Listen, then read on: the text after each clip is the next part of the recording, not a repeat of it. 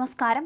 15 വർഷം മുമ്പ് കിങ്ഫിഷർ വിമാനത്തിൽ നിന്ന് നാടൻ ബോംബ് കണ്ടെടുത്ത കേസിൽ സ്വകാര്യ കരാർ കമ്പനി മുൻ ജീവനക്കാരനെ കോടതി വിവിധ വകുപ്പുകളിലായി 10 വർഷം കഠിന തടവിനും 50,000 രൂപ പിഴയ്ക്കും ശിക്ഷിച്ചു.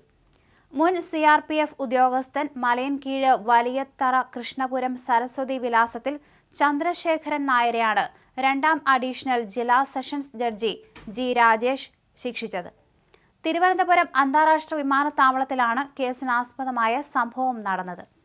താൻ ജോലി ചെയ്തിരുന്ന സ്വകാര്യ കരാർ കമ്പനിയുടെ മാനേജറെ കുടുക്കാൻ വേണ്ടി രാജശേഖരൻ നായർ വിമാനത്തിനുള്ളിൽ ബോംബ് വയ്ക്കുകയായിരുന്നു.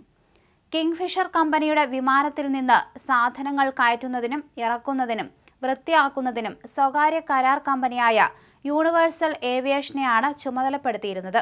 ഈ കരാർ കമ്പനിയിലെ സൂപ്പർവൈസറായിരുന്നു രാജശേഖരൻ നായർ. വലിയ കർക്കശക്കാരനായിരുന്നു ഇദ്ദേഹം. പലപ്പോഴും കരാർ കമ്പനിയിലെ ജീവനക്കാരോട് കർശനമായി തന്നെ പെരുമാറിയിരുന്നു.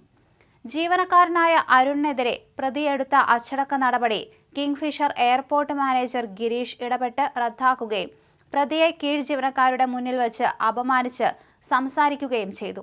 ഇത് രാജശേഖരൻ നായരെ പ്രകോപിപ്പിച്ചു. ഇതോടെ ഇദ്ദേഹത്തിന് മാനേജരോട് വിരോധമുണ്ടാവുകയും ചെയ്തു.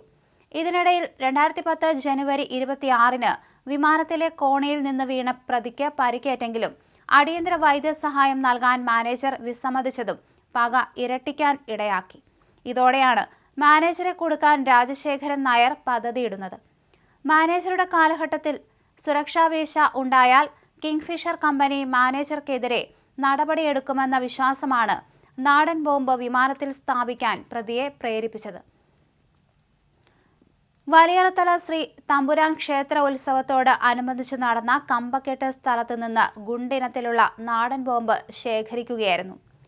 ബംഗളൂരുവിൽ നിന്ന് തിരുവനന്തപുരത്തെത്തിയ വിമാനത്തിലെ കാറ്ററിംഗ് ഏരിയയിലെ ട്രോളികൾക്കിടയിൽ ഇത് സ്ഥാപിക്കുകയും ചെയ്തു.